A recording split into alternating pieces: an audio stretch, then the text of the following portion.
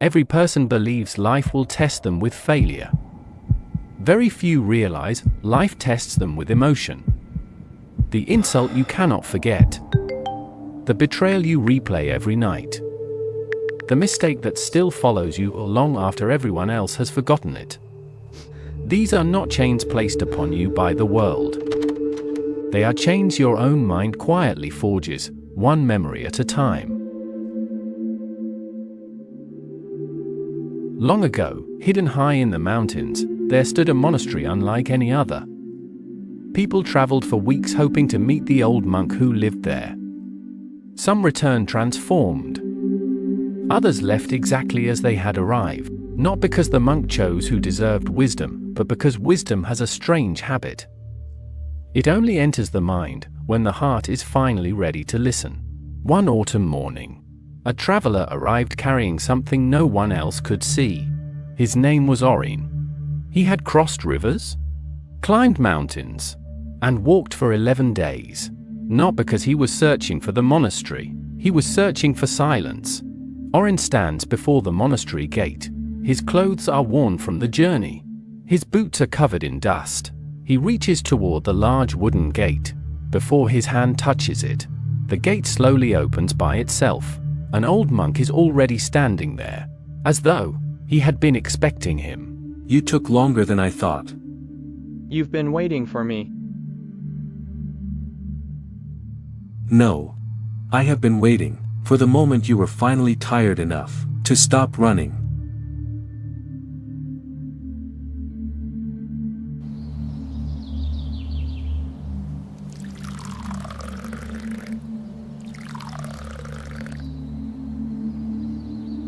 Master, people tell me to move on, to forget, to stay positive, but they don't understand. Every time someone betrays me, I trust less. Every failure convinces me I'll fail again. Every disappointment becomes another reason not to hope. I feel as though I'm carrying an invisible weight. I just don't know where to put it down. Can you teach me how to become emotionally unbreakable? The monk does not answer. Instead, he looks toward the monastery gate. When you arrived, did you notice the gate? Of course. Did you notice that it never stopped you? Orin frowns. He doesn't understand. No, it opened before I even touched it. Interesting. Because every traveler who comes here tells me the same thing. They believe the gate opened for them, but none of them ever asks why it was never locked. Orin says nothing. The monk slowly stands. Come with me. There is someone I want you to meet. Orin looks around the empty monastery. Confused. Someone else lives here. The monk smiles. Not anymore. But his story still does. The two begin walking deeper into the monastery. The camera lingers on the open gate. Standing exactly as it was before. Never closed. Never guarded. Waiting. For the next traveler who believes something outside is keeping them from peace. The monk walks slowly through a long stone hallway. Morning light enters through narrow windows, casting long shadows across the floor. Orin follows quietly. Along the walls hang simple wooden shelves. Master, whose belongings are these? Travelers. People who once stood exactly where you stand now. When they left, they each chose to leave behind one object, not because they forgot it, because they no longer needed what it reminded them of. And did they all find peace? The monk smiles softly. Peace is not a place you find, it is a way you learn to walk. Some learned quickly. Some returned many times. A few are still learning. They stop before an old wooden door. Unlike the monastery gate, this one is closed. Don't push. Then how does it open? The monk says nothing. He simply places his palm against the wood. The door slowly swings inward without effort. Inside is an empty room. No furniture. No decorations. It's empty. Most important rooms are. An empty room has space for truth. A crowded room only echoes old thoughts. The monk sits on the floor. He gestures for Orin to do the same. Several moments pass in complete silence. When you climb this mountain, What did you carry? Food, water, a blanket, nothing unusual. No. You carried something else. Something much heavier. Orin looks confused. I don't understand. Close your eyes. Imagine I ask you to remove your backpack. Can you do it? Orin nods. Now remove your fear. Remove the memory of the person who betrayed you. Remove the shame you've carried since your greatest failure. Why are those burdens harder to put down than the backpack you carried here?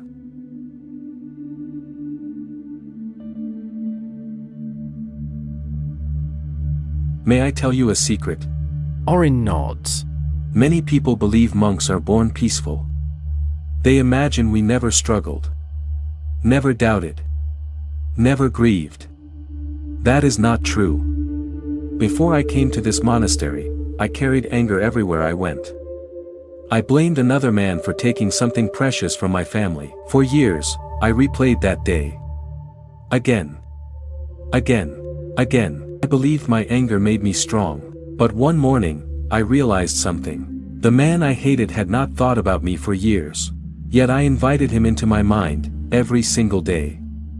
He was free. I was the prisoner. That was the day I understood. The strongest prison is the one without walls, because its door has always been open. Only the prisoner believes it is locked. Orin slowly looks back toward the monastery gate in the distance, still standing open, still waiting. For the first time, he begins to understand why the monk spoke about it. Not every prison is built from iron. Some are built from memories we refuse to release. The afternoon sun begins to sink behind the mountains. The monastery courtyard glows in warm golden light. The monk walks toward a small stone courtyard where two wooden chairs face each other. Sit. Orin sits. The monk quietly stands, walks away, and disappears behind the monastery. Orin is left alone. Minutes pass, only the sound of birds and the wind. He looks around, confused. For the first time since arriving, Orin noticed something. His greatest discomfort wasn't the silence, it was the stories his mind began creating. Has the monk abandoned me? Am I wasting my time? Maybe he doesn't think I'm worthy. Nothing had happened. Yet inside his mind, an entire world had been created. The monk quietly returns carrying 2 bowls of warm soup. He places one in front of Orin. Then he sits, as if no time had passed. Tell me, what happened while I was gone? Nothing, and yet everything. At first, I was calm, then I became impatient, then angry, then I started imagining reasons you had left. I believed every thought my mind created. Exactly. Do you see now? The world remained silent, but your mind refused to be. Most suffering begins this way, not with reality, but with the stories we create about reality. When you arrived, you thought you were searching for peace. You weren't. You were searching for permission. Permission to forgive yourself. Permission to stop carrying old pain. Permission to stop believing every fearful thought. You believed someone else had to open that gate for you. But it was never locked. The only lock was the one you built inside your own mind. Orin slowly closes his eyes. He remembers every moment he blamed himself. Every night he replayed old failures. Every fear he accepted as truth. He opens his eyes again. This time, they are different. Not because his past has changed, but because his relationship with it has. Morning arrives. A new day. Orin stands at the monastery entrance. A small cloth bag rests beside him. He picks it up, then pauses. He opens the bag. Inside are old letters, a broken watch, and a small medal from a competition he lost years ago. Objects he had carried throughout his journey. One by one, he places them on a wooden shelf inside the monastery. Not because they have no value, but because they no longer deserve to define him. He bows to the monk. Master, will I ever stop feeling pain? I hope not. Because a heart that feels nothing cannot truly love. Do not wish for a life without pain. Wish for a heart that is no longer ruled by it. That is the difference. Orin begins walking down the mountain. The same path, the same sky, the same world. Yet every step feels lighter. The camera slowly rises above the valley. The monastery becomes smaller in the distance. The open gate remains visible, waiting quietly for the next traveler. Years later, people would ask Orin what the monk had taught him. They expected a secret, a technique, a philosophy. Instead, he simply smiled and said, "The gate was never locked, because becoming emotionally unbreakable is not about building stronger walls around your heart. It is about opening the door and finally allowing yourself to walk free."